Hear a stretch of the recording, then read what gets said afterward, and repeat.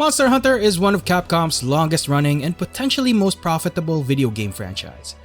In it, you play as one of the titular hunters, who are tasked with maintaining balance with nature so as to not piss off the local terraforming titan, some of which are literal civilization-ending threats. But when said titan inevitably gets pissed off, it's your job to pick up your weapon of choice and put them to sleep. And few things are more satisfying than taking on these irate megafaunas with weapons as unique as they are colossal. From the intricate shifting forms of the charge blade to the simple, devastating impact of the hammer's big bonk stick, every weapon comes with its own mechanics and attack combos. So what if we took one of Monster Hunter's awesome weapon-based combo mechanics and brought them into D&D? Well, you've come to the right place, because in this video, we'll be looking at a new homebrew subclass inspired by Monster Hunter's weapons and combos. Howdy folks, and thank you for being here, and welcome to My Wife Is the MC. I'm DMV, and I've been running and designing D&D homebrew for 10 years. And in those 10 years, I've heard and read complaints from various communities about martials, specifically fighters, being bland. Personally, I think fighters are pretty damn cool. I mean, look at all my homebrew fighters. But if most of your combat turns boil down to, I hit it again, and you have to rely on flavor to make it flashy, then yeah, I kinda get it. I guess we could hit him really hard together? Whatever. Compared with a classic fireball. And no, this isn't the martial versus spellcaster argument. But just seeing that name instantly conjures images of arcane symbols and incantations, followed by a literal explosion of 8d6 dice. Now don't get me wrong, flavor is great. It encourages RP during combat and adds a lot of color to theater of the mind. But some players want to express their character both narratively and mechanically.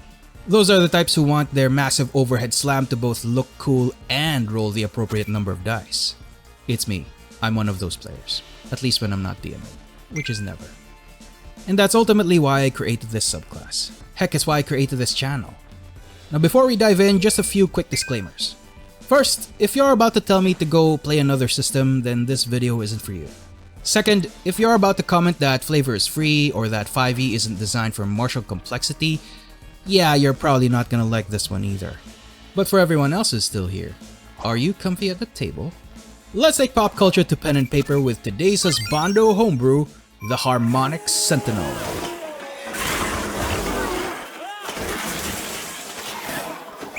I know what you're thinking. Why is this a fighter and not a ranger? While I do think rangers need some love, adding spellcasting and Hunter's Mark features into the mix would have made this way more complicated than it already is. Fighters keep things simple, which gave me way more wiggle room to go wild with the design. From a narrative perspective, hunters don't actually do much of the ranger stuff outside of tracking and carving. And cooking, but we already did that last year.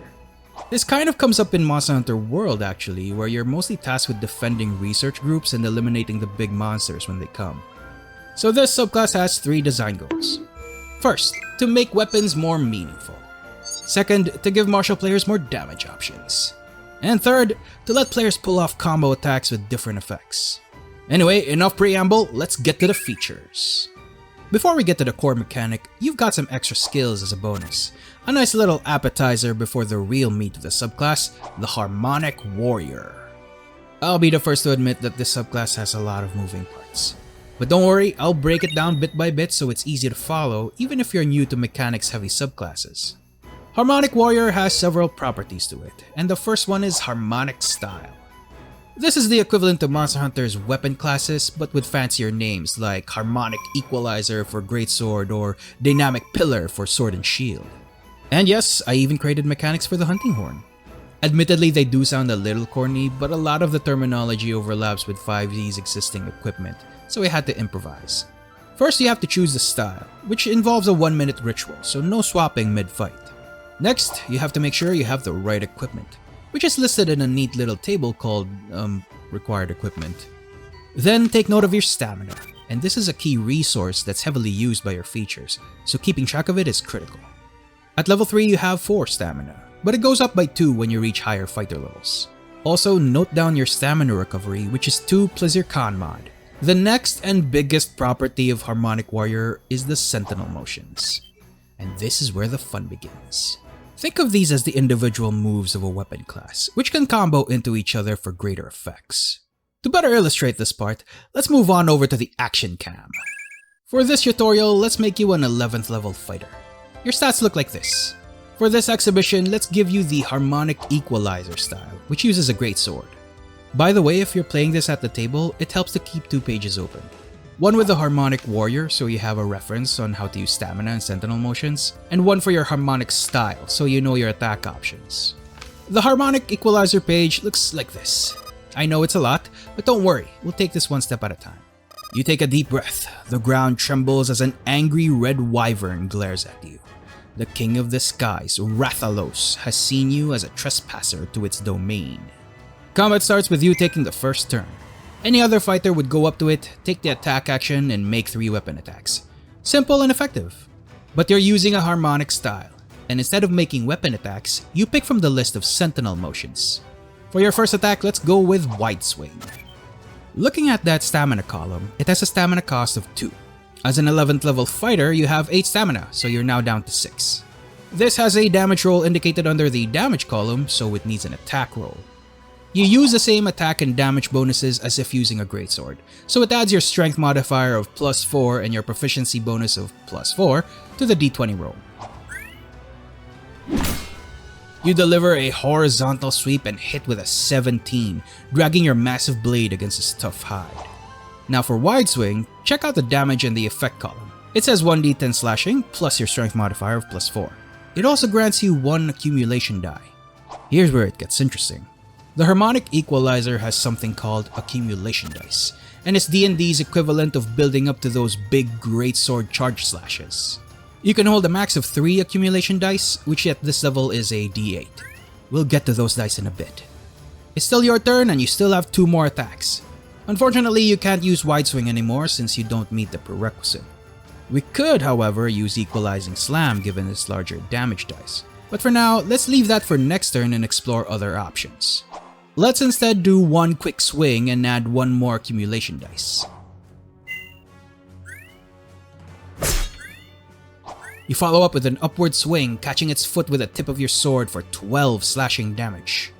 Now you could attack again, but the Rathalos is looking pissed. Instead, let's go on the defensive and use Block. Some harmonic styles like the Harmonic Equalizer can block, which in this case reduces the damage taken by 1d4 until the block ends. Obviously, bigger shields mean bigger damage reduction, but there's a trade-off. You'll also expend stamina equal to half of the damage you reduce. Speaking of stamina, you're looking a little low, so let's use a bonus action to regain 1d4 plus half your con mod in stamina. The Rathalos will now take several swipes at you.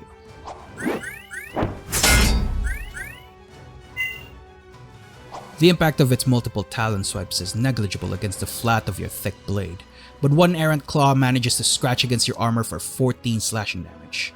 Luckily, you're in a blocking stance and managed to reduce that damage by 4.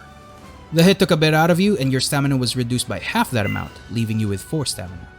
It's the start of your turn again. With a constitution of +4, you regain 6 stamina, putting you back up to max.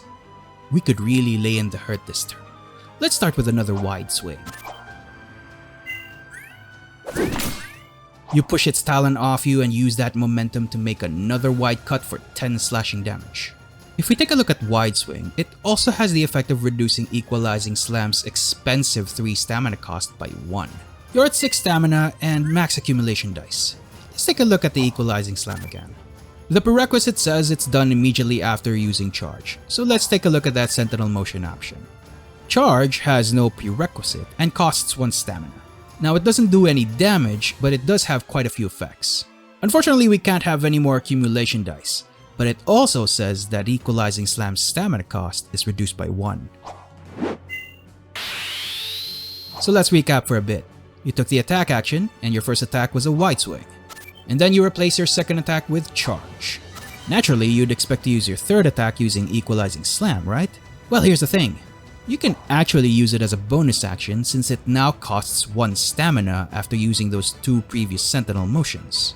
There is a bit of a risk to it though, since it expends all your hard-earned accumulation dice regardless of whether you hit or miss. But as the saying goes, you miss all the true charge slashes you don't take. And that's a hit. Let's look at Equalizing Slam's properties.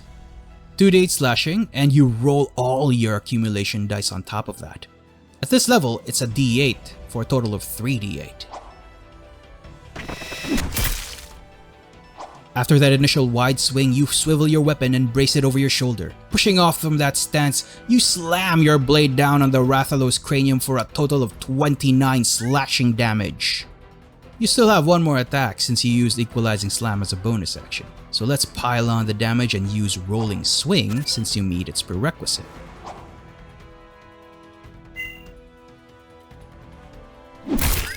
You push your sword off the ground and continue your assault, slamming your blade right at the wyvern's torso and drawing blood. The Rathalos is now bloodied and angrier than ever. You use Action Surge, regaining 4 stamina and stealing yourself for the rest of this hunt. You should be able to take on that Rathalos yourself after that tutorial. Like a sorcerer managing their spells and sorcery points, you'll want to plan out your combo strings and stamina between turns. Ideally, the more you play, the more second nature it becomes. But to help with that, there's a section at the end of the document to give you more guidance. If you want to see me do a full Monster Hunter style carving and crafting system, let me know in the comments. I'd love to bring that to life. And of course, I'd be remiss not to point out Amelwind's amazing Gazetteer level document that has monsters, settings, and systems. I'm really proud of how the Harmonic Sentinel turned out. In fact, I can see the harmonic styles working as a full framework for something like Elden Ring's weapon movesets. You can grab the free version of the Harmonic Sentinel over on our Ko-Fi or Patreon shop, which are linked in the description. The free version has the level 3 and level 7 features as well as 3 weapon classes. Of course, you can purchase the full version with all 14 weapon classes from the same link. But with a $5 membership, you can get the full Harmonic Sentinel plus free access to my entire homebrew library. You even get a bunch of other perks like early access to the documents. And if you go above and beyond with a $10 tier, you get experimental homebrew like my Blackwall Warlock inspired by Songbird from Cyberpunk. Last but certainly not least, joining places you among these magnificent mallards you see on screen right now. MC, take it away. Hello, it is I, the Mallard Queen, and a very special thanks to these Mallard Royal Guards. Storm Starshine, Piku, KV, CoinOp 1989, and Cosplay Battle. Memberships and purchases keep the channel nice and healthy, but even simple gestures of liking, commenting, and subscribing go a long way, and we appreciate any support you throw our way. I never beat Arkville during OBT2, but I'm gonna tag him back once Wilds fully releases. In the meantime, I'm probably gonna get back to working on the Common Rider build subclasses, or maybe start working towards a big Elden Ring homebrew to piggyback on Night Rain's release. By the way, did you notice that I left out Monster Hunter's cooking system? That's cause I already made it, which you can check out right here. Till next time, my wife and I hope you have a great day ahead.